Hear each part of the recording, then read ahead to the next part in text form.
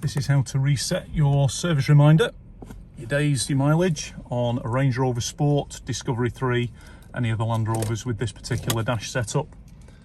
So the way we're going to do it is with the key out.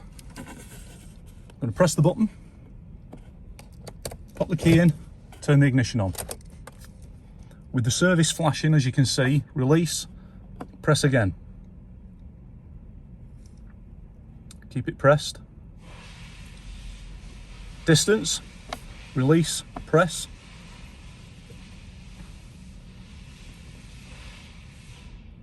Reset, release and press. Date, release and press.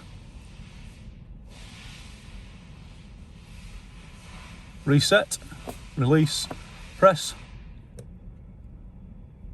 Ended. Release, cycle the ignition, no service reminder. That's all there is to it. Thanks for watching, like and subscribe.